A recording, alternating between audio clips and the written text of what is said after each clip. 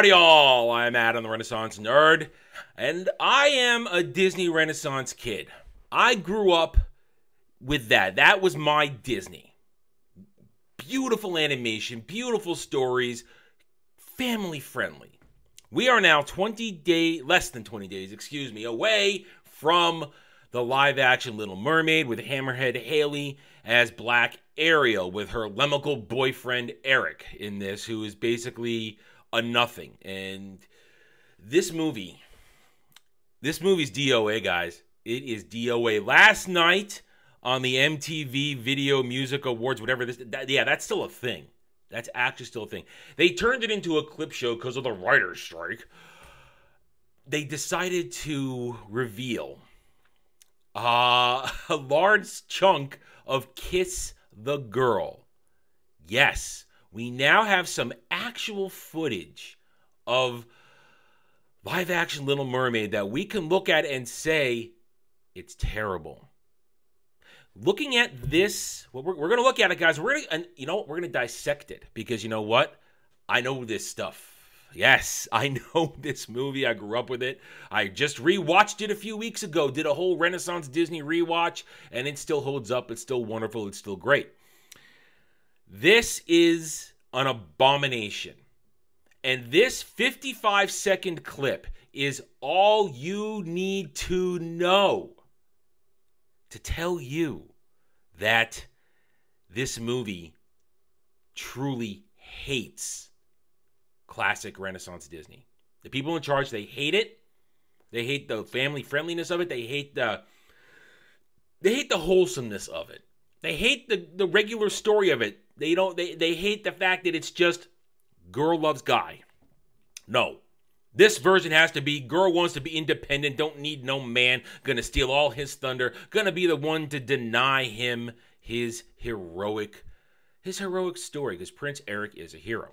Now, what am I talking about? Let's get right into it here. We are going to look at that. Here it is. This is the clip. Now we're going to go through this. Transformative purposes.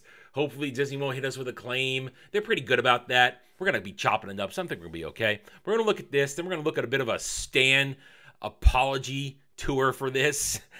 And then we're going to look at the God's honest truth of how and why this is a failure. So here we go. Let's look at this. Here is 55 seconds of Kiss the Girl. Now, let us be reminded that they have altered the lyrics in this song. They have altered the scenario, and you're going to see one blatantly bad scenario alteration here. They've altered the scenario, and they've created a lifeless, flat, dark representation of this beautiful scene in the original animated movies. Let's make this large and in charge. And then, should I move myself? Yeah, let's move me down here. Boop. Let's shrink me a little bit so you can see it really well. Well, what you can see. All right, here we go. So, first of all, take note of how bad it sounds.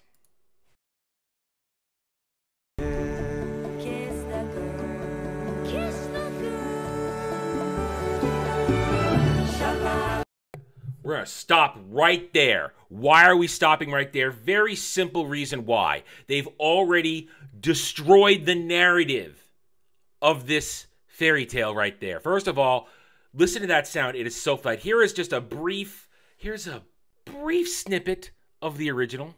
Don't be scared.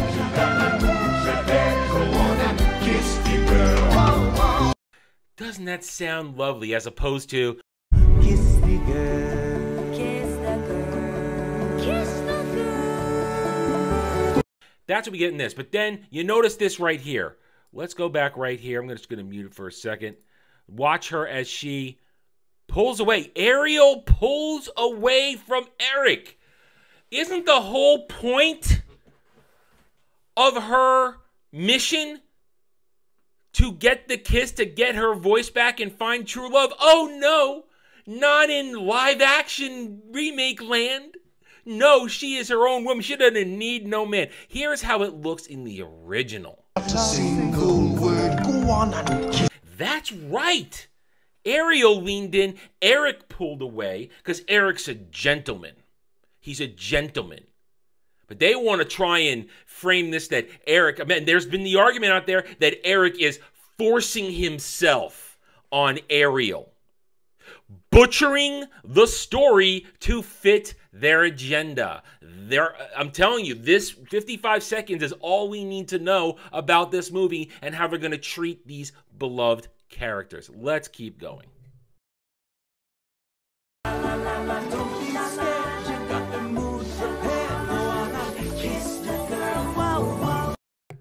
Let's stop it here again. There is fake Scuttle. Aquafina, fake Scuttle. Not even an actual seagull. I don't know what the bird is that is. That's not a seagull.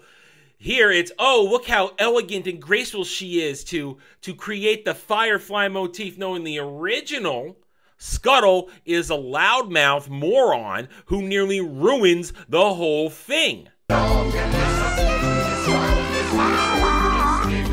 That's Scuttle.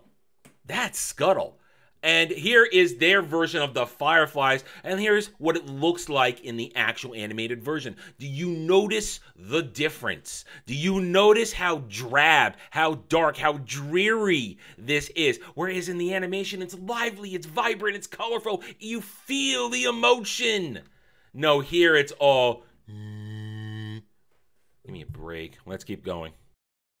Don't stop now, don't try to hide it. How you wanna kiss the girl. Here we go. Watch this now. And listen to this song. This song say kiss the girl. We're just gonna shoot a little water over. Isn't that great? No, here's the original screen of that. Look at that.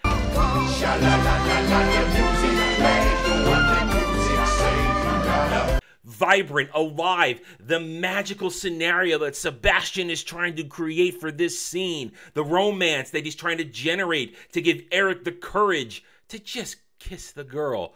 Oh, here we go. It's gonna go deep, deep, deep. It's pathetic and sad. Jeez, Mum, I'm surrounded by amateurs.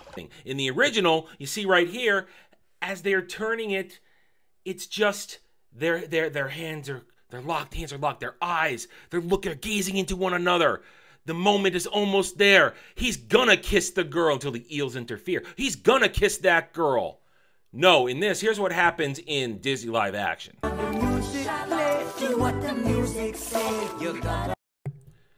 There you go. Eric gets a money shot from a fish, because that's essentially what that is. It's an embarrassing, it's to make him look silly. Now, the stands are going, oh, isn't that cute? He's gonna wipe his face. No, he just got a money shot in the face to make him look stupid, to take away the, for lack of a better term, the alpha move he's about to try and make here, to kiss in and lean in and kiss the girl. Kiss the girl. You've got to kiss the girl. Why don't you kiss the girl? Well, first, I mean, the horrible... this is abomination. That's abomination on wheels. Let's keep going. Kiss the girl. Come on and kiss the girl. Go on. Oh my God. This is horrible. Look at this. Look at this. And then, I mean, here's real Sebastian again.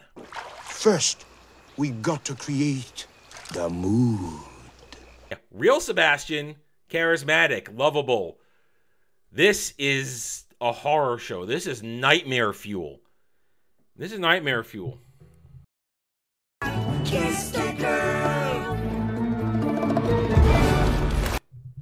And then they get knocked into the water by the eels. Yeah, so you see this. It is terrible. You've seen the difference in it. Chief among them, we're going to go back right here a minute, where she pulls away. She pulls away to maintain her female intersectional independence. That isn't the story. You're defeating the purpose by doing that. But then, of course, Disney stands. They're going to defend. They're going to defend hard.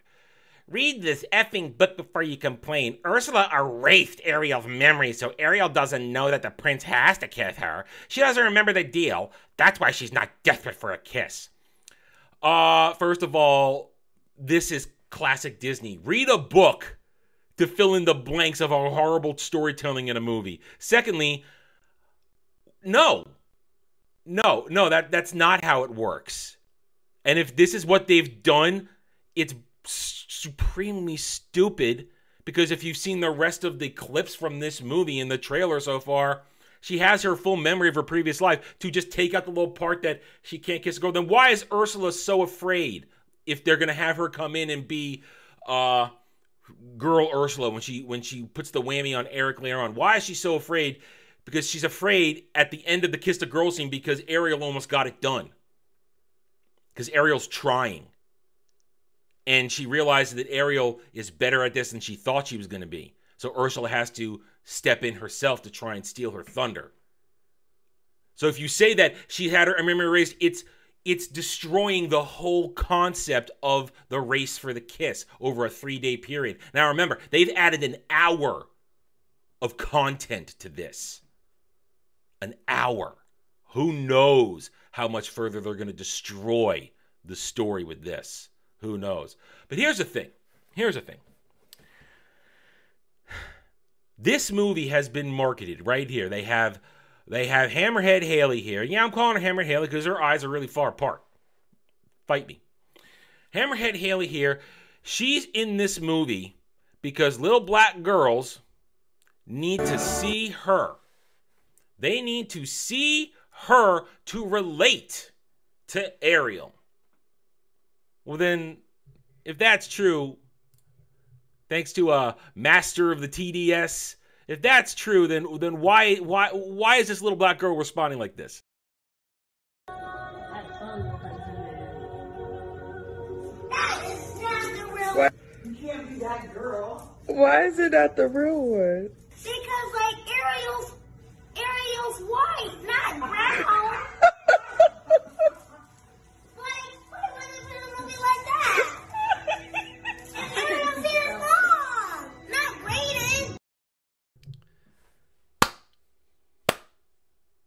Bravo, young lady. Bravo. This is their target audience. Little black girls. This little black girl flat out says, that's not Ariel. I'm going to assume it's the mother asks why. Because Ariel's white, not brown. She has long hair, not braids. This little girl looks 8 to 10 years old, I'm going to guess. She definitely did not grow up in Renaissance Disney like I did, but she grew up with Disney princesses. And she knows Ariel when she sees it. And she knows that Halle Bailey is not Ariel. This little girl doesn't want, she doesn't want this. She doesn't want this. She wants that, and this is a bullshit thing. In what universe is that Eric looking at that Ariel as opposed to the real thing? No. This is what they want. The little girls want real Ariel. They don't want this. This little girl is the perfect example of childhood truth. Children do not have the filter. They don't have the capacity at that age to think and then make up a lie to give an opinion. They simply blurt it out. And she blurted out the harsh truth. The harsh truth is that this is going to fail because the target audience doesn't want it. They want the real Little Mermaid. They want red-headed, ginger, happy, smiling, vibrant Ariel, not this, not that. Not this that is bland and boring and sad and agenda-driven. That's the bottom line. It's agenda-driven. Children know when something isn't right. And this little girl just said it. She doesn't have long hair. She has braids. It ain't right. What are you going to do, Disney? What are you going to do? You're going to fail. And I'm going to be here to document it. And we're all going to laugh and point. and wait for it to just completely blow up. All right, I'm done. Thank you for watching this video. If you enjoyed it, a like would be very much appreciated. If you're new here, I invite you to subscribe to me right here on YouTube, where I hope to earn your trust and support using facts and logic, because facts and logic do not care about whiny Stan, fake fan, and SJW fifis. Hit that notification button, share my videos if you like what I'm preaching, and by all means, leave a comment. I love to hear from real, passionate fans like you. I care what you think. I do not care what the Stans and the SJWs have to say, because 201... they're all cowards behind keyboards, and I cannot wait for this to trigger them because it makes me happy. Thank you again for watching. Take it easy. Thanks for watching, everybody. If you'd like to reach out to me, please email me at theranernerd@gmail.com for all channel business purposes. I am on Twitter now, mostly for promotion and sharing of videos, maybe a little shit stirring here and there, who knows, @theranernerd. You can also find me at the Geeks and Gamers forums under @ROAS, and you can see me on Rumble and Odyssey under the Renaissance Nerd. Thanks again for watching. Take it easy.